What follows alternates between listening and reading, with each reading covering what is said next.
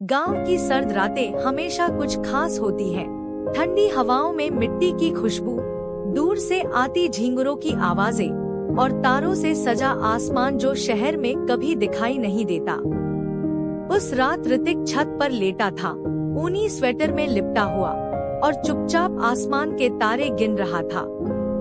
उसके लिए यह रात कुछ खास नहीं थी, बस यूं ही एक और सर्द रात। पर तभी नीचे से सिया की आवाज आई, ऋतिक, छत पर ही हो ना? हाँ, ऊपर ही हूँ, वह चौंकते हुए बोला।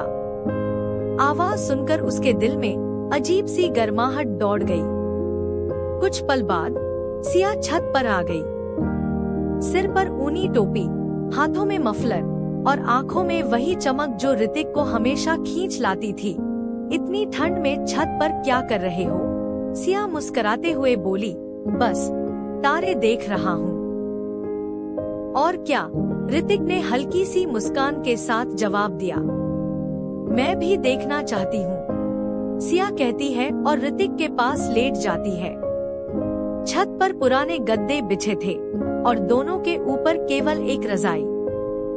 चांद हल्का था, लेकिन आसमान तारों से भरा हुआ था, जैसे किसी ने काली चादर पर चमकीले हीरे टांग दिए हों।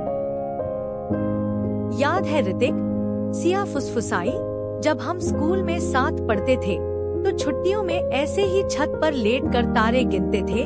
हाँ, और तुम हर बार कहती थी कि ये तारा गिरा तो मेरी एक विश पूरी हो जाएगी। और तू हमेशा कहता था, मुझे तो विश मांगनी ही नहीं, मेरी विश तो तू ही है। सिया हंसते हुए बोली। ऋतिक भी हंस पड़ा। वो मासूमियत, वो छोटी छोटी बातों में छुपा प्यार, सब कुछ जैसे उस ठंडी हवा में फिर से जीवित हो उठा। फिर सब कैसे बदल गया? ऋतिक अचानक गंभीर हो गया।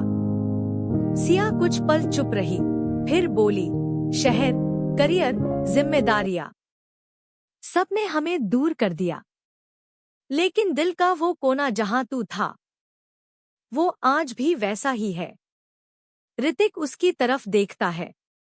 उसकी आंखें भीगी हुई थी, लेकिन उसमें डर नहीं था, सिर्फ स्वीकार था और एक उम्मीद।